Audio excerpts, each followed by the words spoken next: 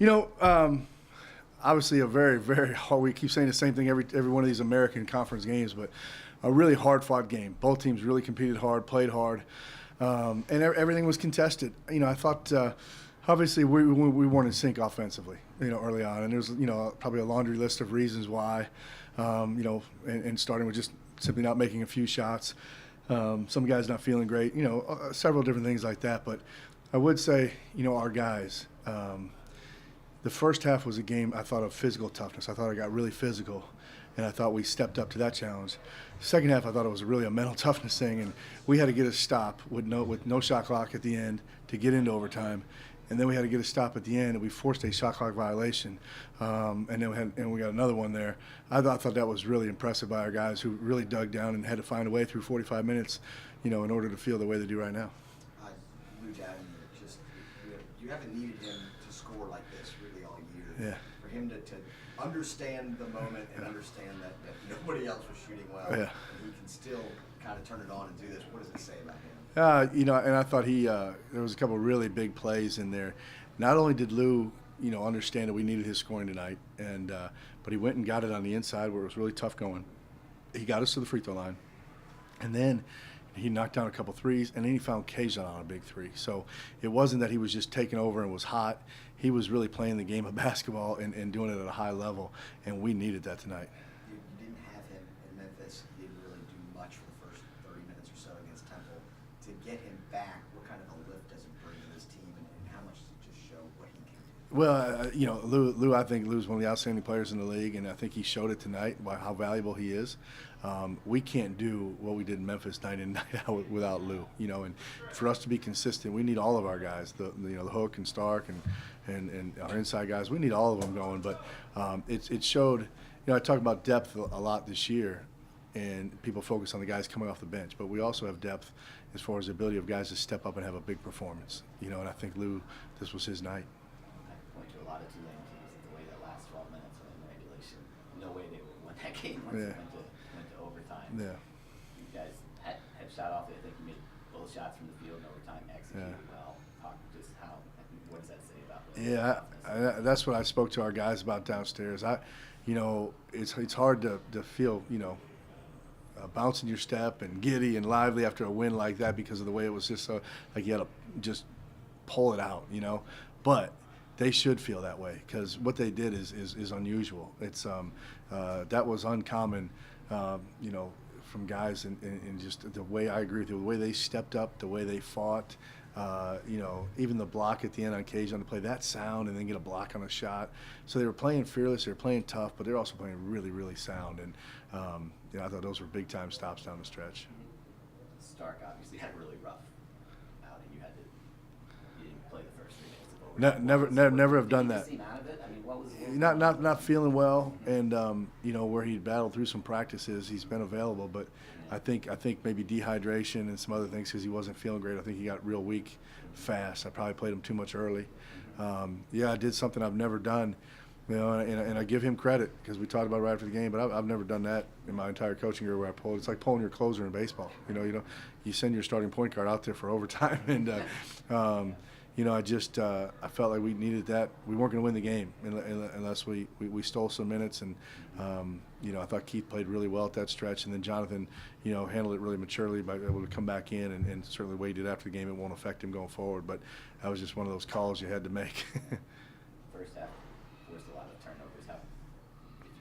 You would have had the margin to even be in position if you hadn't gotten all those turnovers. How much was their poor execution? How much was just good defense? I talked to our guys at halftime. I thought they would play better the second half, which they did. But I also said that if we move our feet like that again, because I thought we caused so many of those turnovers because of our feet, whether it was getting in position to take a charge, whether it was V'ing back on the weak side to get in the line of a pass.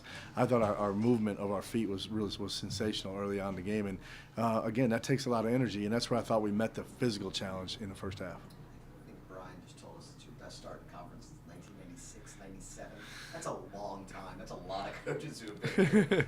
There's not any consistent thread through that. That's different teams. What does it say? Does it say anything really about where you guys are right now?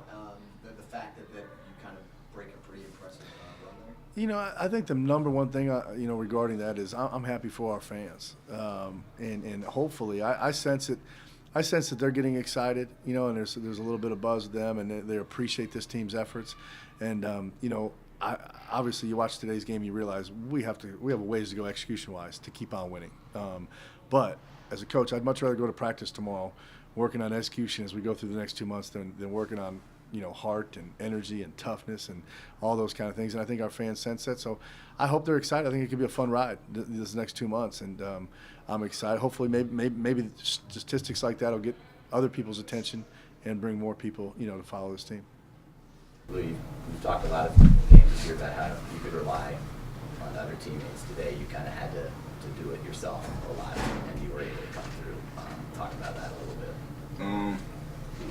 My team just gave me confidence. They kept giving me the ball, and I was fortunate enough to make shots tonight. A lot of your possessions were going down to the end of the shot clock. It seemed like it was hard for you guys to find a good shot. What was going on offensively today? That's just something we emphasized in practice. We wanted to work the clock more, make the defense work instead of taking quick shots. So we wanted to have every possession down under 12 seconds, and that was our strategy, to wear them down. Jonathan, you obviously struggled today. How good did it feel to be able to dribble out the clock after a game like that and at least have it come in a win? It was a pretty rough game for me, but my team carried it on, and we came out with the W. So. And you had to hit that second free throw. How good did it feel to have that second one go at the end of regulation, or you might not have gotten it? It felt pretty good. Just practice. That's all it is, and I shot it the same way. So. How much did you guys need, Lou, today offensively? I know, in Memphis and in East Carolina, you were able to shoot so well. Does this kind of show how versatile this team is, that when you need it, you got a guy there to score 25 points? Yes, sir. Lou's always been there for us. He's one of our leaders, one of our scorers, and he shows up on every game. Can you put a finger on what, you had the 12 assists the other night, so you played well tonight, but you just didn't have a good game today. Could have put a finger on what was going wrong? I know you were even on the bench for the first 3 minutes of overtime. It's just a rough shoot night. That's all it is. Nothing too big about it. It's just out night. 3-1 for the first time in conference play in a long time. Today may not have been pretty, but you like where you stand in the conference right now? Of course, because I know for a fact Jonathan Stark going to be the best point guard in the league come next game. This was just a minor setback for him, and he'll be ready, just like the rest of our team would be ready, and we'll be better the next game. With the way, obviously Memphis was difficult, you weren't able to play much at all in that game. Temple, you came out slow, shooting-wise. Did you feel differently today in the first, 5-10 minutes? I know it got off to kind of an ugly start. Did you start feeling that your shot was falling today? I just think the difference in the Temple game, I felt like I was taking decent shots. It just wasn't falling. And today I just had a mindset of taking better shots and making the game easier and just taking what the defense gave me. Does it speak to this team's depth and its versatility that you haven't had to have a night like this year where you needed to score to this level, but when it was needed, you were able to step up and do it? Does it kind of speak to that team concept a little bit? Oh yeah, it does. Because at the same time, this could have been Jonathan who scored 25, or it could have been Hook, or it could have been Peyton, and y'all seen that the whole season. And I feel like this team has a bunch of scorers who can do it every night, and that's a big plus for us. What was being said in the huddle going into overtime? Because obviously it wasn't a good end of regulation for you guys. You came out, I think, you guys went 2 for 2 from the floor. Jay hit the big 3. Did you guys have to regroup a little bit going into overtime? I wouldn't say regroup, but at the same time, we all knew that the game wasn't over. We had to win this next 5 minutes if we was going to win this game, and that was just our mindset the whole time. How impactful was Kajon tonight? Obviously, defensive rebounding and defense in general. Him coming off the bench, how much of a lift does that give you guys? It's a big lift, and the way he brings the defense and he just brings the intensity on defense is just a big lift for the team. And when he's making shots and we can keep him out there even longer because he's playing good on offense, we're just a better team. Jonathan, how much will you be burning to get back out on the court for another game after? I think I'll be ready next game. I I think that was a tough game for us, but we came out with the W, so it's all good. Last thing for me, just the physicality. How much, I mean, was this as much as you've seen refs kind of let you guys play as far as, you know, a lot of grabbing, a lot of pushing? It seemed as if they kind of, in the first 5 minutes, they kind of said, you know, you guys are going to play. Is this as much as you've seen that this year? I mean, we see it every day in practice. We're a physical team. We play physical in practice, so it's not nothing new to us. So.